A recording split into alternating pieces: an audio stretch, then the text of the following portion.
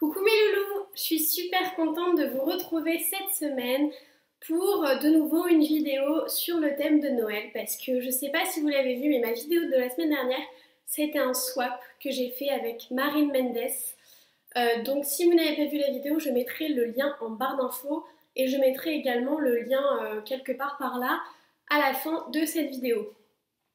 Donc pourquoi on a fait un swap en décembre, je l'ai déjà dit la semaine dernière.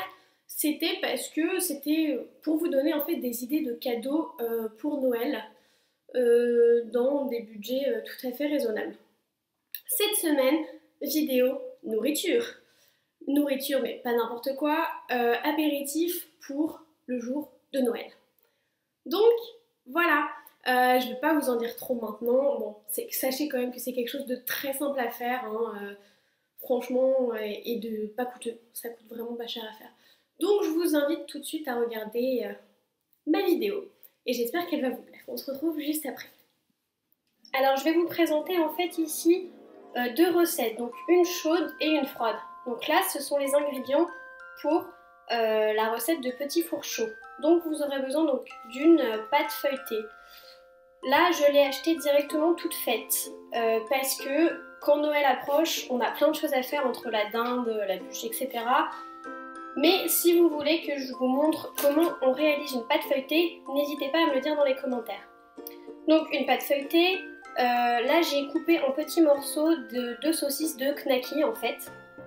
J'aurai besoin de 2 jaunes d'œufs, voilà, un peu de gruyère emmental ou comté râpé, selon ce que vous préférez. Moi j'ai mis du comté râpé parce que je trouve que ça a plus de goût en fait que le gruyère. Des petits emporte-pièces en forme de Noël. Donc ceux-là je les ai trouvés chez Truffaut, mais vous en trouvez vraiment partout, même en hypermarché vous en trouvez. Du sésame et des graines de pavot. Voilà.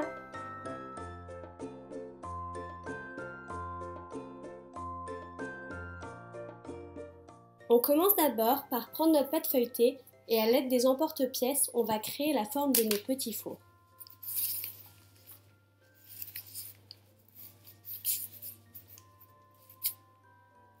Voilà, donc ça vient vraiment tout seul à votre main. Je vais prendre celui-là, je ne l'ai pas encore essayé.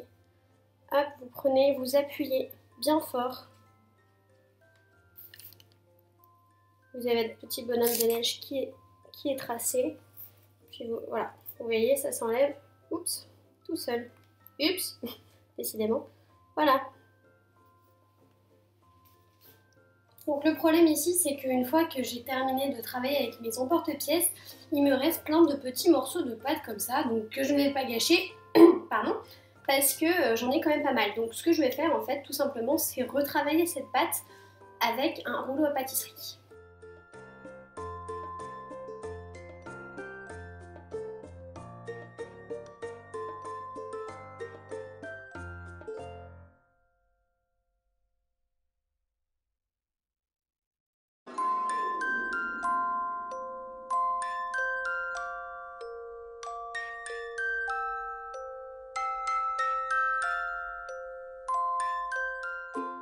Alors ce que je vais faire ensuite, c'est que je vais à l'aide d'un petit pinceau, si vous n'en avez pas, vous pouvez le faire avec les doigts. Je vais tremper dans mon jaune d'œuf et je vais venir en mettre sur tous mes petits fours. Voilà, ça va permettre en fait de les faire briller à la cuisson et d'aider les ingrédients que je vais rajouter par-dessus à accrocher. Donc voilà, vous faites ça partout. Donc voilà ce que ça donne. Alors je précise quand même que j'ai pu faire 2 plateaux de petits fours remplis comme ça. Maintenant ça va être la partie un peu plus rigolote parce que c'est là où on va venir en fait ajouter les ingrédients. Voilà. Donc moi je vais les faire d'une façon. Vous n'êtes pas obligé de faire exactement comme moi. Hein. L'idée c'est d'avoir quelque chose de gourmand et qui plaît surtout à vos invités.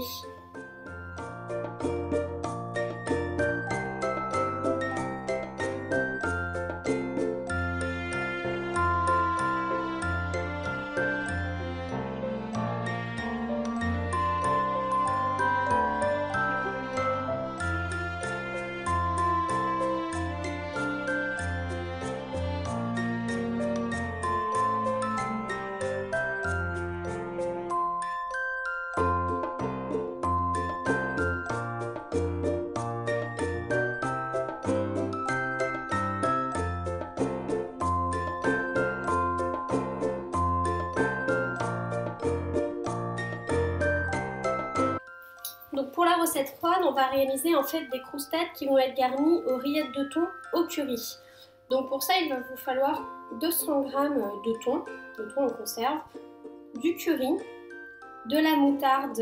Moi j'ai choisi en grains parce que c'est celle que je préfère, mais vous pouvez utiliser de la moutarde normale, une échalote, le jus d'un demi-citron, de la crème fraîche, du sel et du poivre. Donc là, ce que je vais faire, c'est que je vais couper en tout petits morceaux mon échalote. Donc je vais l'émincer. Ensuite, dans un récipient plus grand, je vais mettre mon thon et l'échalote que je viens d'émincer.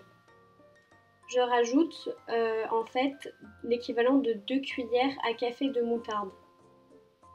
Là, j'ai mis l'équivalent de 1, mais je vais en rajouter par la suite.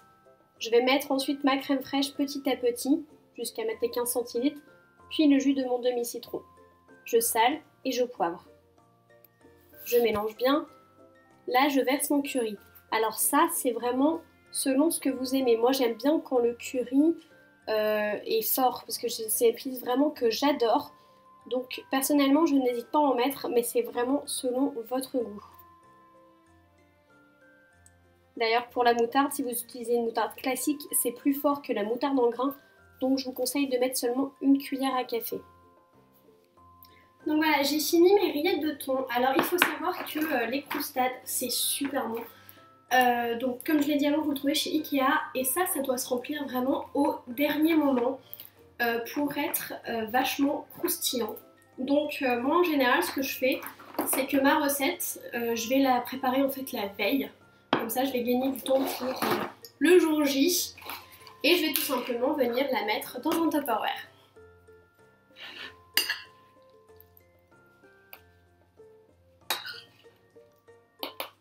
Donc voilà, mes rillettes sont prêtes. Ça me fera une chose de moins à faire demain. Donc je les mets tout simplement... Oula, on ne voyait plus. Je les mets tout simplement au frigo. Et voilà. J'espère que cette recette vous aura plu. Moi, je trouve ça super bon, mais je suis une grande fan de curry.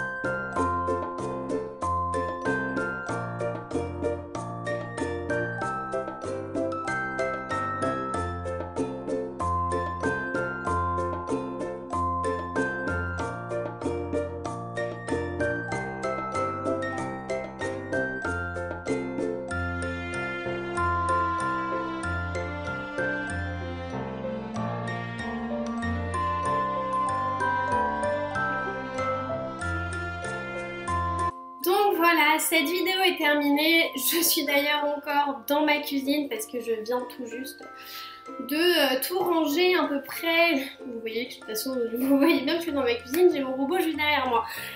Voilà, j'espère que en tout cas ces idées d'apéritifs de Noël vous auront plu.